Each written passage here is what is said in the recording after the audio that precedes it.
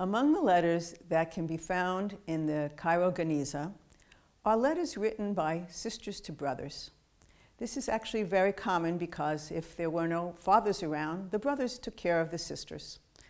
And what I found actually it was not my personal discovery, but what I found extremely interesting there was a letter written by a woman whose brother was none other than Maimonides, Moshe ben Maimon. Her name was Miriam, so she was actually Miriam bat Maimon.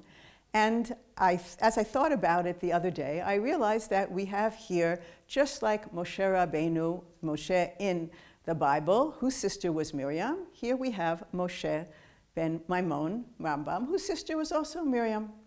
And Miriam opens this letter up with an amazing introduction.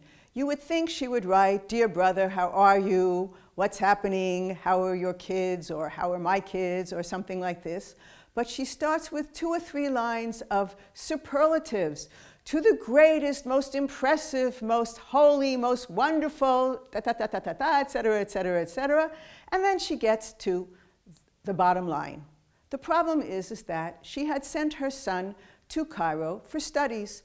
And many of the families who didn't live in the big city would send their children there, and we have actually other letters by mothers who were worried about their sons.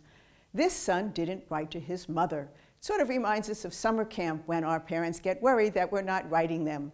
But she has someone very important who can help her out because she realizes that her brother is extremely well connected.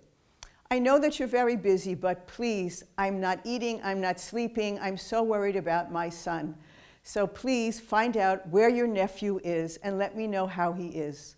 And if by any chance you discover that he's not around, maybe he went somewhere else, we don't know how old he was, whether he was in elementary school or in a higher level.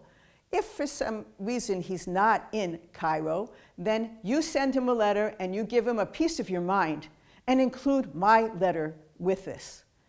So we have this letter that was sent to Maimonides at the end of the 12th century. He died in 1204, so it had to be sometime towards the end of the 12th century. Unfortunately, we don't have the answer. We don't know what happened to her son. I'm pretty sure that Maimonides did what he was supposed to do, his brotherly fraternal duty. But we're going to hope that he indeed found the son and settled the problem and that he wrote to his mother.